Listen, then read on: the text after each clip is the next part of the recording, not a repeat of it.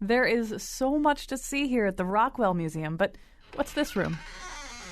Oh, we don't usually welcome the general public into this space. What is this?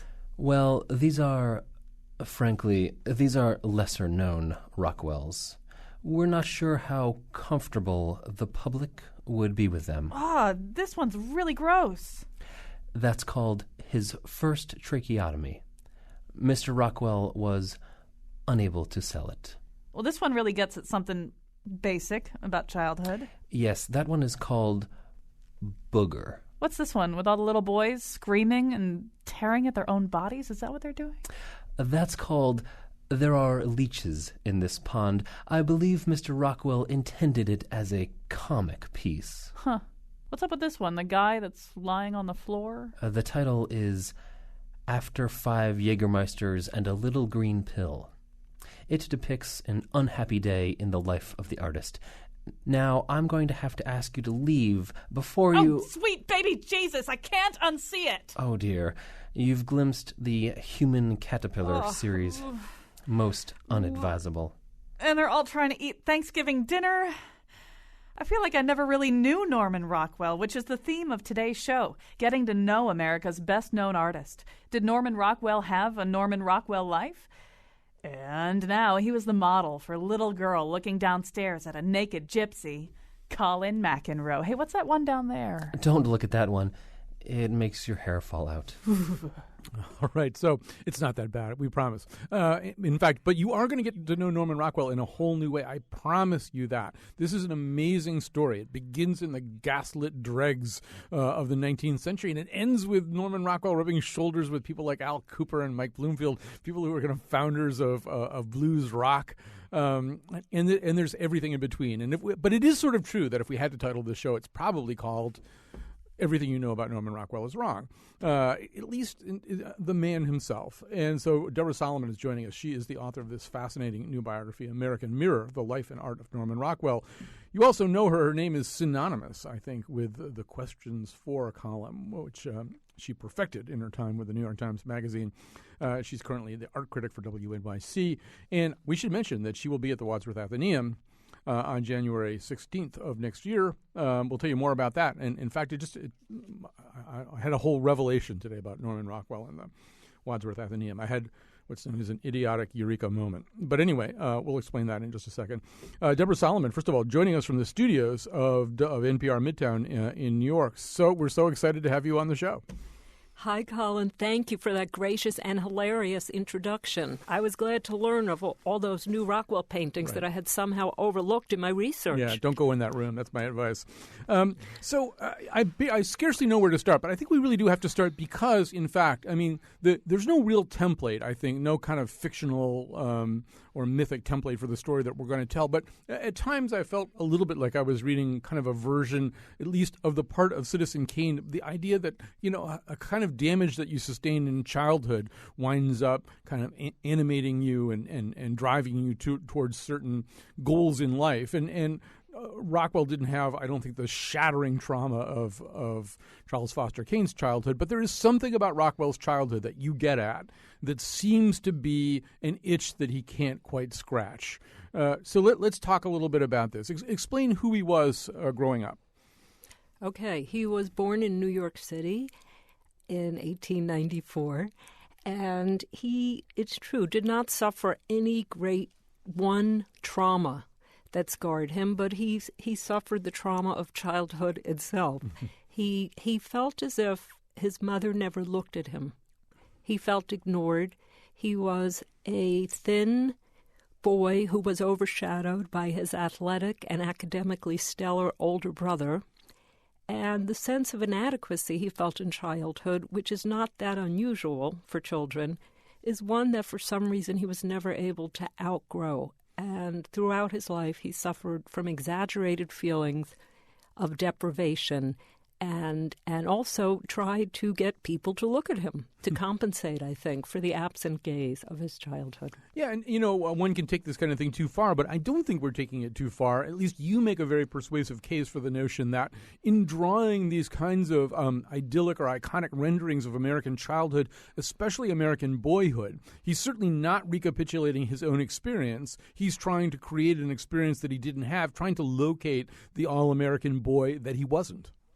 Exactly. He is able to relive his childhood or recreate it according to his imaginative vision of a childhood. And it does not have a lot to do with his own childhood or with the childhoods of his children, who he didn't use much as models. He certainly wasn't portraying their childhood. And there's so much in all this. I guess let's pause over one aspect of it, too, and not to overemphasize this, but, you as a biographer are having to kind of look at these impulses. And Rockwell existed and was fascinated by American childhood and by American boyhood and therefore by American boys at a time when it was kind of more okay to have some of the interests that he had, and people's minds didn't immediately go towards pedophilia or anything like that. I mean, when we look at these biographies, we start worrying, are we heading off towards J.M. Barrie town or Lewis Carroll town or something like that? With Rockwell, it's iffy, and you a couple of times during the book sort of kind of hover over this flame for a second. I mean, one of the first things we see him doing. Go ahead. No, I was going to say I deliberately didn't use the word gay. Mm-hmm. Because who knows why two men sleep in a bed on a fishing trip? I mean, it could be Brokeback Mountain, or maybe it was just cold out that night. That's it. That's him and Fred. Exactly. Yeah. And that appears to have been a convention of the time. I mean, guys were very chummy with each other. Women, were home. They weren't in the workplace. They didn't mingle as much with men. And, male company may have been more homosocial than it is now, meaning guys just sitting together in boats all day. I didn't want to put a label on it because the word gay sets off alarm bells. It seemed too easy. In Rockwell's case, I was more interested in understanding why he was reaching out for men in both his work and his life. What did a rugged boy provide him with that he felt was missing from his own life? And it seems as though, one of the early scenes that we're treated to of this that's a little unsettling by today's standards, he moves to New Rochelle, and he's beginning this part of his career, and he's looking for certain kinds of boys because he draws from life or paints from life a lot of the time. He's looking for a certain kind of boy, and he'll actually stop little boys on the street and kind of turn them around and inspect them to see if they can be of use to him, which is something that you'd be... Put them in his car. He would be arrested today, for sure, for that kind of behavior. But it's what artists do. Artists are figure painters, and they're constantly assessing individual bodies. And it was a more innocent era in which I don't think anyone was really thinking pederasty or gayness the way we do today. I thought one of the better lines about your book was, I think, written in the New Yorker by one of the critics that you mentioned in the book, who said, it wasn't, at the end, Deborah Solomon doesn't show us Norman Rockwell as a person behaving badly. She shows him as a person kind of not behaving at all in some ways. Yeah. I mean, his personal life was so lukewarm as to be kind of barely there at all. Well, his emotional life was very repressed, but kind of a lot went on in his life. He somehow managed to get married 3 times. He had children. He was constantly traveling. He was a very restless man who was often on the road, who seemed incapable of staying put anywhere for long, and But his life, so I wouldn't say his life was completely uneventful, especially compared to Joseph Cornell, the subject of my last book, who never left his house on Utopia Parkway and died a virgin. Right, if we're going to set the bar there. Really. Joseph Cornell is the ultimate homebody. Rockwell was out there, but he was somebody who doesn't seem really... I don't think he enjoyed himself much. Right. The peripatetic qualities were a surprise to me. Well into his 60s, his late 60s, he's going to Moscow and then taking a detour from there to Africa. I mean, he was really all over the world. But just to come back to this other part of it, he racked up more miles than a traveling salesman. I am sure. But just to go back to this sort of issue of his emotional life, this is the thing. I think this is one of the revelations of this book. I think is that this is a guy who infused uses his paintings with so many kind of crackling images of interior life made exterior, so many, and yet he seems to have as little relationship with his wives as can be had, and is often at a very kind of distant. I mean, he really is the distant father, the distant husband, the distant brother. I mean, the signal complaint about Norman Rockwell from the people around him is that they don't know him very well. He's not very communicative with them, and he doesn't seem as interested in them as he is in other things. Right. He was very distant. He's like Camus' L'étranger, the stranger, who was alienated, really, from his own parents and his brother, certainly, whom he was not close to, and from his wives and his children. So, but for an artist, that's not so unusual. I mean, most artists kind of save the best part of themselves for their art and do not have a lot of energy to expend on the running of a household or on other people's feelings.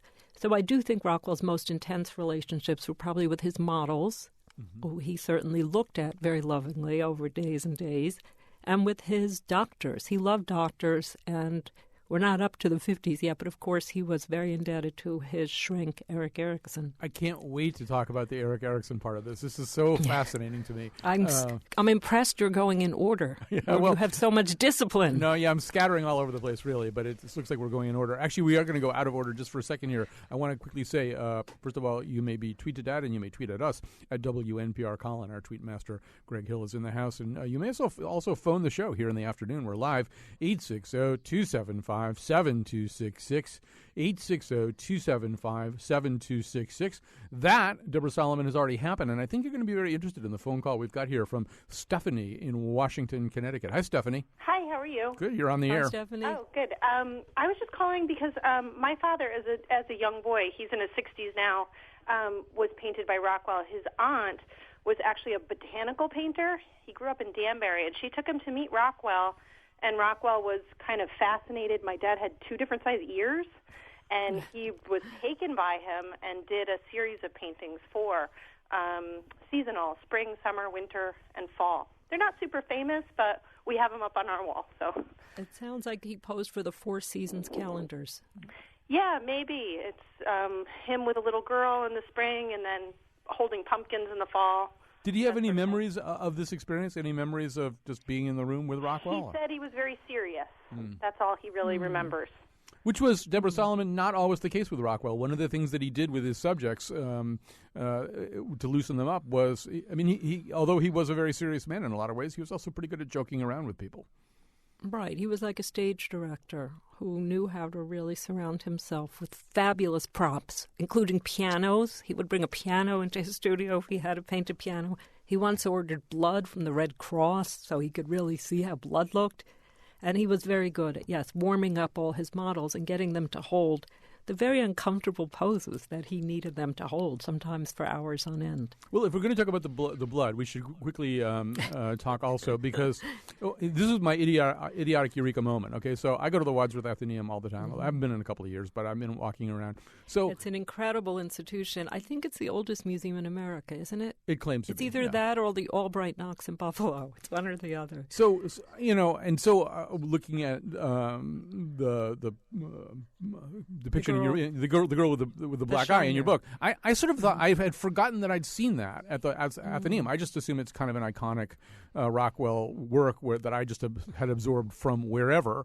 And I was in communication with the Atheneum today about your upcoming appearance there. And I said, well, what do you really have in the collection? And they said, well, we have the girl with the black eye. And I said, you don't have the oil of the girl with the black eye. You can't. And they said, no, we have it. That's where it is. And so that was my idiotic eureka moment. But since we're going to mention that, this is a great story of the kind of thing you're talking about, of Norman Rockwell ordering blood from the Red Cross so he can get blood right. He's got the girl. He's got the girl he wants to base this. And for people who don't know the painting, it's this young girl with a black eye. She's sitting outside what seems to be the principal's office, and she's got this smile on her face, like just, you should have seen the other guy, basically, kind of smile. I think that's very satisfied grin. Yeah.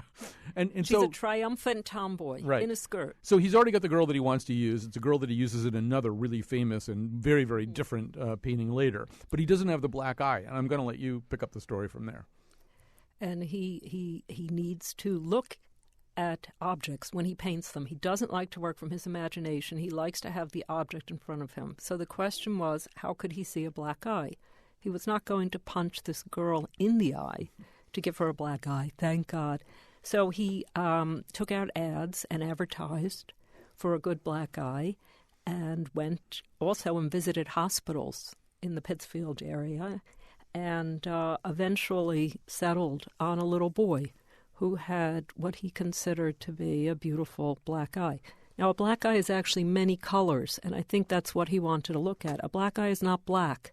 It has red and green and yellow and every shade of the rainbow in it, which I had never really thought about until I heard him reflect on the search for the perfect black eye. It's hard to paint a bruise because a bruise has as many colors as a landscape. And this all happens in around 1954 when at this point he really is kind of a rock star. Norman Rockwell asking for you to come to him with a black eye is, it really he didn't have any trouble getting volunteers, right? No, he didn't. But again, today, that's something that might be seen as a little bit questionable, wouldn't it? Well, not as questionable.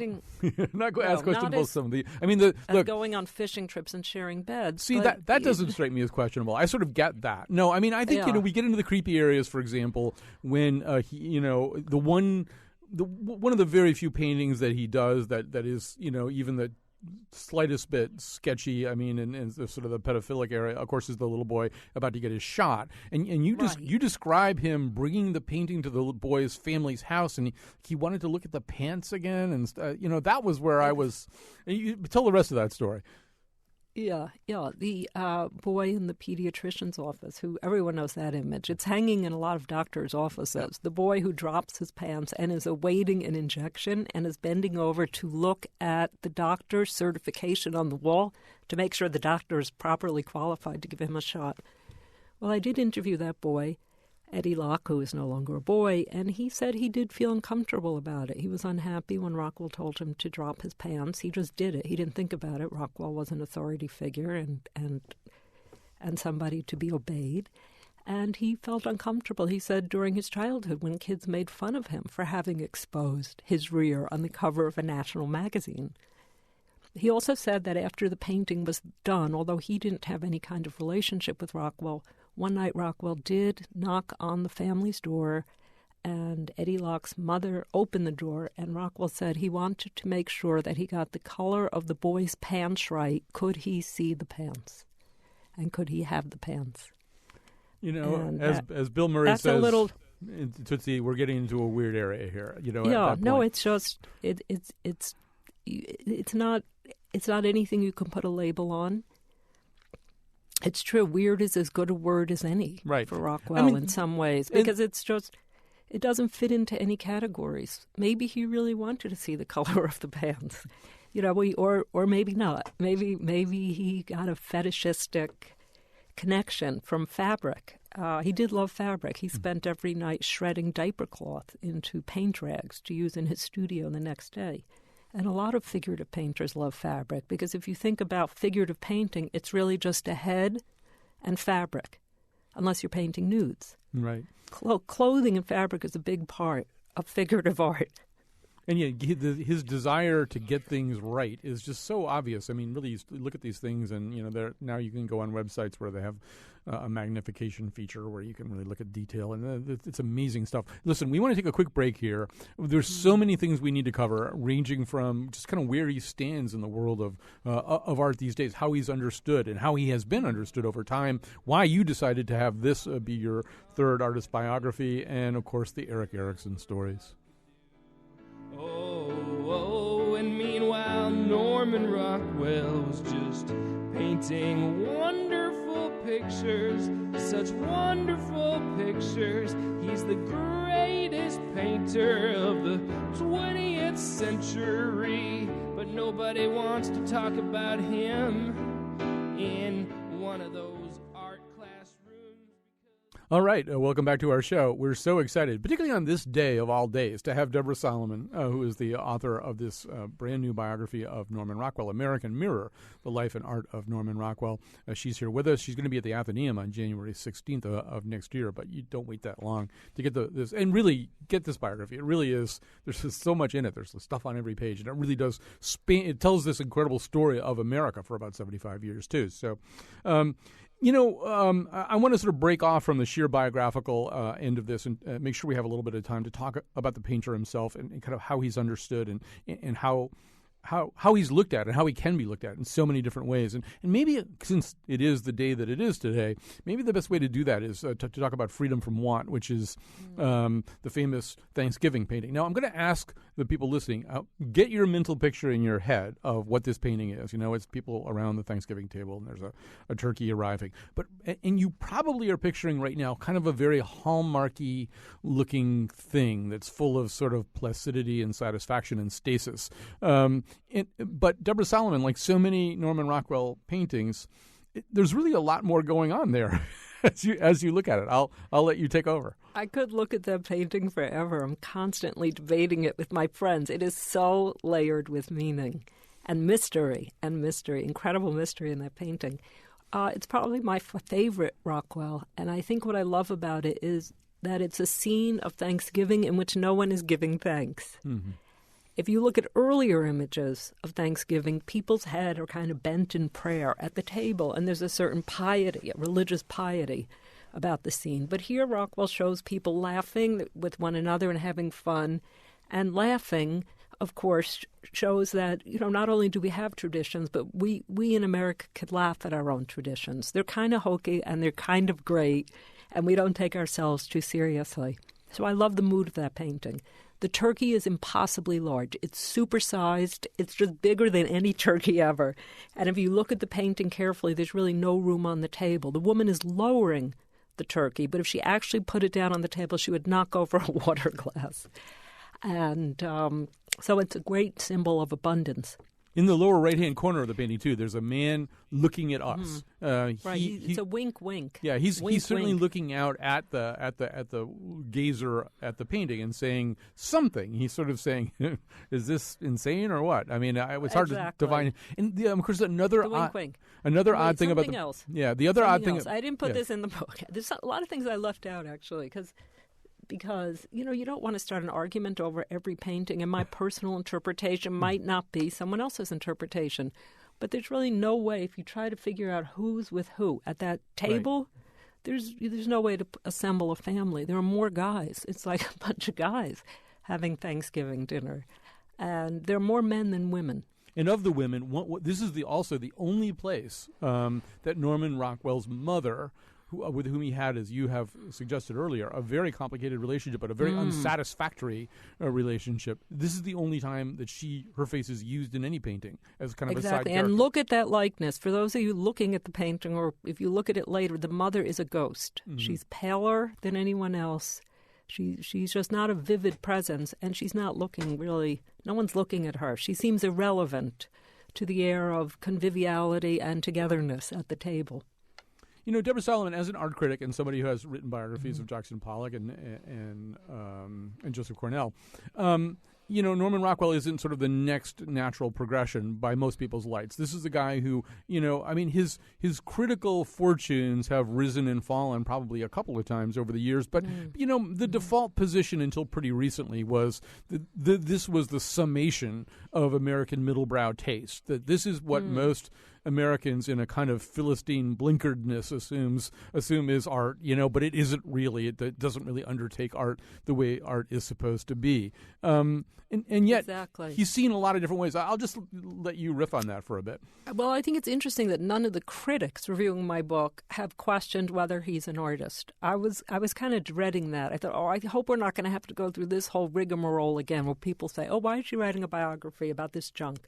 That has not come up at all. Everyone, I think, now accepts 35 years after Rockwell's death that he's here to stay, that his work has the complexity and lasting power of any abstract artist from the 1950s. And I say abstract artists from the 50s because those were the people, of course, who were glorified during his lifetime.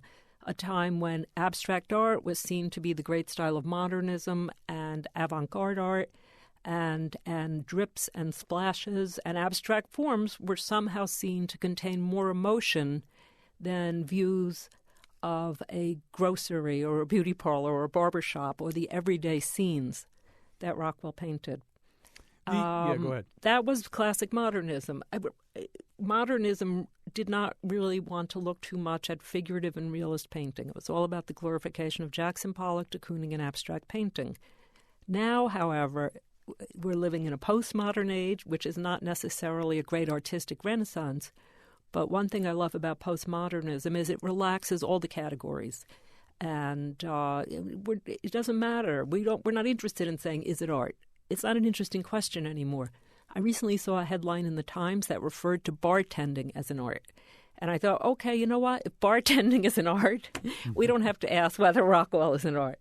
Rockwell represents art. And I think, where were we, Colin? Help me out here. Well, maybe a place to go from there is, among the people, as you illustrate, among the people who really weren't interested in that conversation about whether Rockwell was art were other artists. So you've got de Kooning basically saying that he thinks Rockwell is terrific. And just to sort of, once again, orient people a little bit, there's a fairly famous Rockwell painting from '62 called The Connoisseur, which shows this man looking at what is pretty clearly a sort of Jackson Pollock type canvas. And de Kooning says, well, you tell them what de Kooning says. Yeah, de Kooning walks into a gallery, sees the painting of the Connoisseur, of the painting's title, looking at a Pollock drip painting, and he said, what did he say? He said that Pollock is better than a Pollock that Jackson could do. Right. He's inch for inch. Is that what he said? Got it better. Yeah, that Rockwell has so dedicated himself to making, even though there's sort of a little joke, like as there so often is in a Rockwell painting, there's some kind of joke being told, but Rockwell wants to tell the joke with a painting, and it's clear, I think, also that from Jump Street, Rockwell, although he's going to participate in this very photorealistic kind of illustration his entire life, he's really interested in, he's a huge Picasso fan from the time of the Armory show forward. He's very interested in this other kind of art. He's very interested in modernism. He completely understands it. He admires it. And he often chastises himself. From time to time, he goes to Europe and thinks, gee, I have to learn how to be an abstract painter and be a modernist. You cannot make a modernist out of him. And but I think there's room in the world for people who are not arch modernists, in addition to the 4,000 modernists who make up the canon in school. There are also people who stand outside the canon, and he's one of them. The work continues to fascinate. And as you suggest, the circle kind of closes on itself by the time we get to postmodernism, where that debate isn't going on so much anymore. And then all of the ways that Rockwell can really sort of get. Well, I think Warhol says something artist, to that effect. Warhol bought two Rockwells, of course. Warhol admired Rockwell very much because Warhol himself was an artist of Americana. What's a Campbell's soup can, if not Americana with a kind of ironic spin on it? But I think I found during my research that artists from all different schools generally admired Rockwell, whether they were abstract painters or contemporary painters, 30-year-old painters starting out now. They spoke very highly of his technical prowess and his vision and his sense of humor. And I think the people who criticized him in the 20th century were critics. And it was a great century for critics. Clement Greenberg is practically a household name, because he was so famous in his lifetime for classifying art into high and low. And then there was Dwight MacDonald, who added the middle category. And it was very important to modernist critics that the art that they championed was difficult to understand. They really believed that modernism was supposed to be inaccessible to the bourgeoisie and the middle class. And one reason they disliked Rockwell is that he was popular. Today we can see the total absurdity of that argument. We like popular artists. We want artists to be popular. I think the others strike against him to a certain degree, and it's a burden borne by others as well, including Maxfield Parrish. It's just that he worked for money in a certain way. He was an illustrator. His work appeared in a different way. There was a different kind of output too. I mean, 5,000 or more works. That's just, you don't really see that so much with people who are trying to maintain themselves as high artists. You're right. It was a modernist no-no. Rockwell earned a paycheck that was really frowned upon. You're supposed to be a bohemian and go starve in a garret in Paris. We've got to do this quickly. We're talking to Deborah Solomon, and we'd be remiss, since we're sitting here in Hartford, if we didn't mention a couple of interesting Hartford connections. One of them is, Rockwell's longest suffering wife, Mary, had gigantic psychological problems, pretty much classic depression and some alcoholism and stuff like that. So this wound her up at, whenever Hartford is mentioned in a biography of any kind, there's about a 65% chance it's because somebody went to the Institute of Living, which is what happened this time. I'll let you take over. Aren't you on Asylum Road? We're on Asylum, yeah, although that's a little bit different. I noticed your address. Is that the same asylum? No, it's not the same asylum, no. Okay. Yes, his wife was originally treated at Austin Riggs in Stockbridge, Massachusetts, as was Rockwell himself. But when she was not helped by her treatment there, she was sent off to the Institute of Living, which was a place that offered shock treatment and straitjackets and a much more controlling atmosphere than the one at Riggs. So she did spend about 4 months there in 1955, summer and the fall, and Rockwell occasionally visited her there, and he once, on one of his trips, gave an interview to a reporter from the Hartford Courant, and it's a fascinating article. First of all, he never turned down interviews, so it's interesting, first of all, that he agreed to speak to a reporter in Hartford when he was visiting his poor institutionalized wife. But the reporter asked him directly, "What are you doing here?" And Rockwell makes up this elaborate story about how he's practicing his sketching, and he loves the architecture of Hartford. Mm-hmm. He came there to practice drawing buildings. Yeah, he compares the Capitol to the Taj Mahal or something. Exactly. And it's just a fascinating piece that reveals how much he was determined to hide behind a humorous facade and a folksy facade his whole life, and not let on that he was a man afflicted with many problems, both domestic and otherwise. And we're going to get to those in a second. I'm getting a tweet from Tara Cantor right now. It says, of the 5,000, you're not responsible, Deborah Solomon, for all 5,000 plus illustrations, but it says, did you already talk about the optician sketched at Harvey and Lewis in Hartford? Harvey and Lewis is this kind of classic old style, family-owned optician place. I didn't know that there was that connection. Did you? There's a boy and his optician. And it's an important painting for Rockwell because he was obsessed, of course, with vision and the gaze. So it makes sense that he would be aware of eyeglasses. He had about 50 pairs of glasses in his studio, and he would wear them when he painted. So we've got to spend a few minutes here. When I first got this biography, the thing that just leapt out at me is the Erik Erikson connection. I had no idea about this. So Rockwell's living in He relocates his family from Arlington, Vermont, to Stockbridge, Massachusetts. Doesn't tell his brother, by the way. But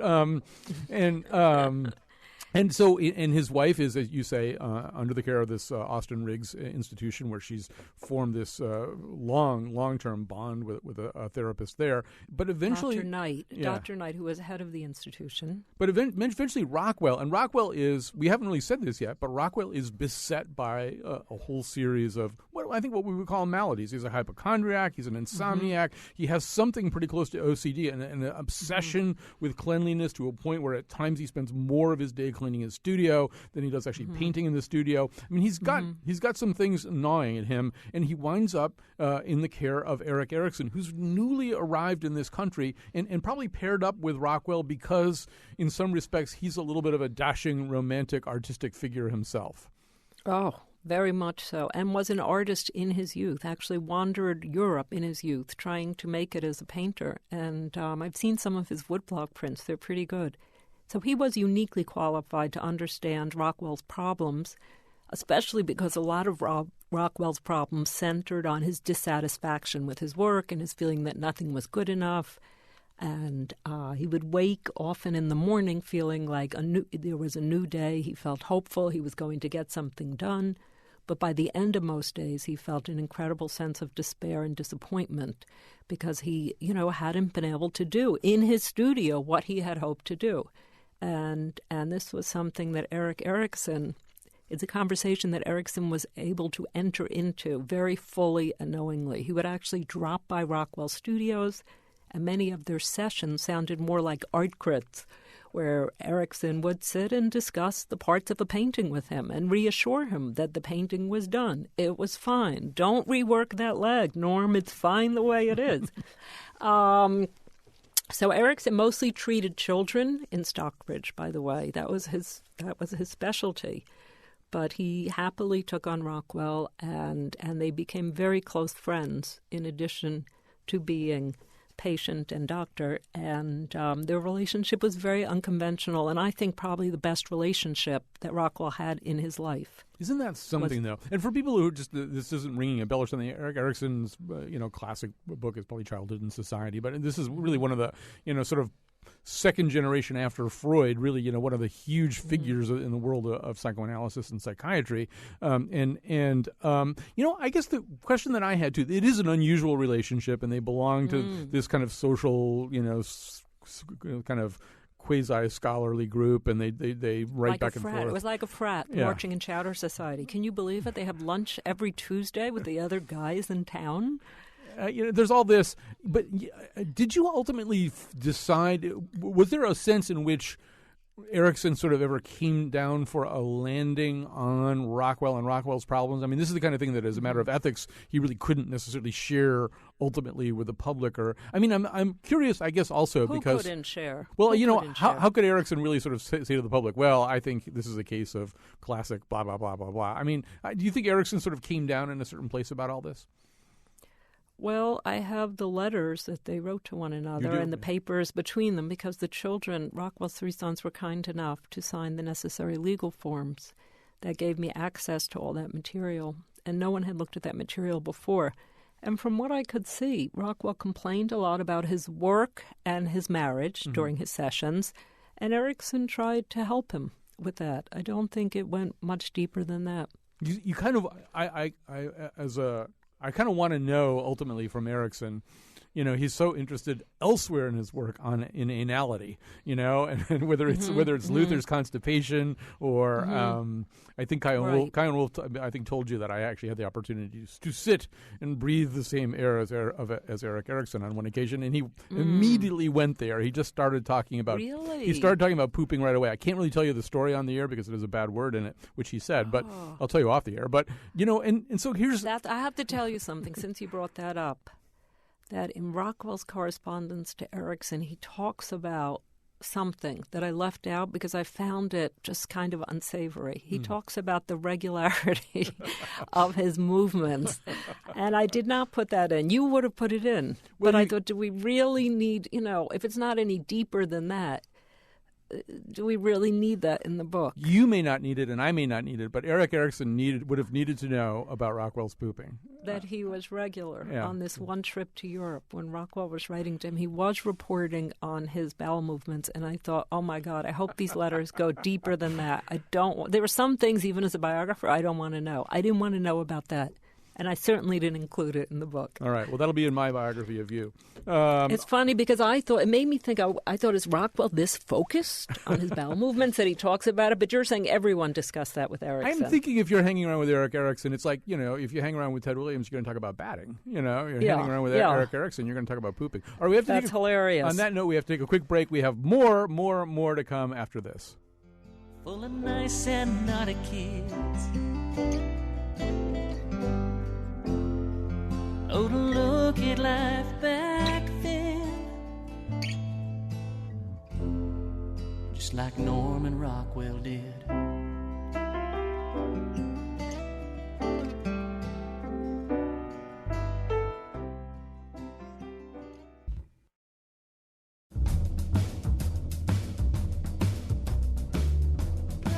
Wow, Norman Rockwell really was ahead of his time. How did he come up with 3 large women twerking back in 1974? Today's show was produced by Betsy Kaplan and me, with help from our intern, Jackie Lauper. The part of Bill Curry was played by Arnold Palmer. Greg Hill appeared in the introduction and tweets for us at WNPR Colin. For stories, photos, links, and a Norman Rockwell painting of the Faith Middleton show staff with their pants down getting a polio shot, visit our great website, WNPR.org. Enjoy your Thanksgiving holiday. We'll be back on Friday with a rebroadcast of one of our favorite shows about scholarly studies of the Beatles.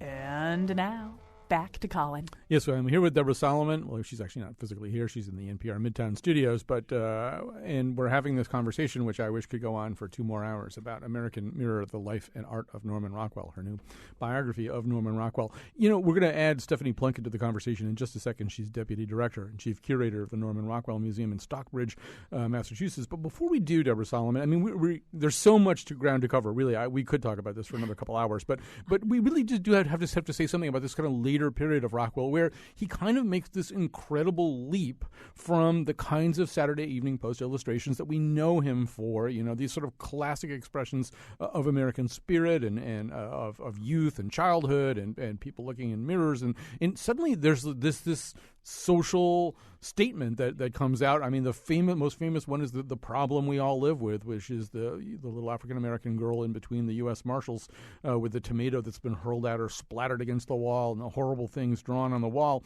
And, you know, this kind of comes out of nowhere. It seems, anyway, to come out of nowhere. Tell us about this.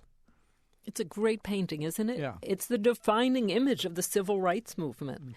And just as he did the defining images of World War II when he painted the Four Freedoms, he later reflected very beautifully on civil rights in that one painting of Ruby Bridges being escorted to school in New Orleans. I think there were many reasons why he painted it. One, he had left the Saturday Evening Post, which pretty much threw him out. In the 60s, they no longer wanted him to paint everyday genre scenes. They wanted him to paint pictures of celebrities. They sent him to California to paint Bob Hope. As much as I love Bob Hope, he did not want to paint portraits of celebrities and left the Post around 1962 and started working for Look magazine, which assigned him to brilliantly to do civil rights pictures. It was the 1960s, and I think that was the narrative. That was the American narrative, as much as freedom from want and fear and the others was the narrative of the World War II years. At this time, and we're compressing heavily here, but I should say he was always fairly apolitical. Yeah, he was he registered as a moderate Republican in his youth. I told his children that because I did find his election records in Westchester County, New York, and when I told his children that both their father and their mother were registered as Republicans, they were shocked. Yeah. Well, you know, towards the end, of course, he paints the portraits of both Goldwater and LBJ, and he says he didn't vote for Goldwater, but Goldwater was an easier person to work with. He did become more liberal. He became more liberal as he became older, no doubt about it. You know, the other thing that happens, fascinatingly, is his paths cross with all these other like rock and roll people. Just maybe in the sense that something that has been so classically American and understood in a certain way can become cool. You know, rock and roll people decide, well, because that's kind of cool. I mean, Norman Rockwell is so down to earth that he's the opposite of that. He's kind of cool. So you have Al Kooper and Mike Bloomfield, these founders of blues rock, and Al Kooper goes on to start Blood, Sweat, and Tears. They wanted a Norman Rockwell painting of themselves. And what about David Bowie called? But Molly told him it would take 6 months. And David Bowie said, you know, that he was amazed that anyone could spend 6 months working on anything. They admired his craftsmanship. And again, I think that's another example of artists understanding what he did. They saw how much skill went into the covers and how much vision there was. I mean, his work doesn't look like anyone else's work. And that, to me, is what art is. An artist puts something totally original, something that does not exist, into the world of things. Let's grab Stephanie Plunkett here. She's Deputy Director and Chief Curator, as I said, at the Norman Rockwell Museum in Stockbridge, Massachusetts. I want to say 2 quick things here before I run out of time. One of them is that Rand Cooper was going to join us today. He had just visited the museum in Stockbridge and was just transported by and heavily engaged by what he found up there and came up with all kinds of interesting things for us to talk about today. I've incorporated them into my thinking. The other thing I want to say just before I run out of time is that it is Thanksgiving tomorrow, and I want to say thank you to all the listeners we have out there. Also, I get to work every day with these 2 amazing amazing, incredible women, Kyone Wolfe and Betsy Kaplan, and I'm very grateful for the chance to work at WNPR with all the people here, but especially with these two incredible producers. They're fabulous. Stephanie Plunkett, I don't know if attendance at the Norman Rockwell Museum rises and falls with the seasons. I suppose leaf peeping season is the time people are in Stockbridge, but do you have a sense of what people are looking for when they come to your institution? What do they expect to find there? I think that they expect to find a positive experience that really transports them in a way to seeing the best in themselves, and I think that's something that Rockwell always did. I think his art has always been aspirational. People feel that there's a sense of humanity about his work, and we certainly saw that when we had an exhibit at the Guggenheim right after September 11th, the highest visited exhibition that they had to that point. So you see that people really are trying to, or coming in at least, really wanting to have a feeling of positive reflection on humanity. Deborah Solomon. Hi, Stephanie. Yeah. Hi, Stephanie. It's Deborah here. Can you hear me? Hi, Deborah. I can hear you. Hi. I wanted to say it's interesting that you use the word aspirational, because aspirational often refers to material aspiration, but with Rockwell, it wasn't about getting more money or having a better house and a better car. It really was about being the best American you could Absolutely. be, meaning being nice to the girl next door or the old lady next door. Yeah, and I think in that he really sense, conveyed those basic human values that we want to believe are still present in the world. And I do think people feel uplifted when they look at his art. Speaking of money, another thing that's about to happen on December 4th is the 7 Rockwell paintings at Sotheby's are going to go on the block. And in some ways, Deborah Solomon, there kind of isn't a lean period for Rockwell. As Stephanie just said, there was the Guggenheim exhibit right after September 11th. And, I mean, it seems like just every day or any year you could pick up the paper and read something about this. But this is going to be, for example, the Gossips, I think the thing that you use to illustrate the cover of your book. I believe that's on the block, right? Yes, I was somewhat horrified because I try to stay free of commerce. I like to think I'm pure as a critic and a writer. But it turns out that the very painting on the cover of my book is now coming up for auction. So I've been tainted by the market. And Stephanie, I assume this auction is going to break Rockwell records and may break other kinds of records as well. Yeah, I mean, we believe that it probably will. And, the marketplace is also... it's always an indicator in a way of people's interests, obviously. So the museum has really been working for years to promote Rockwell's work in terms of, having people understand its significance. And it's interesting to see that we are at a time when Rockwell's art has kind of come full circle from being underappreciated, certainly during his own time, as a painter and as an artist, but today we see a different story. We really see a lot of public interest in his work.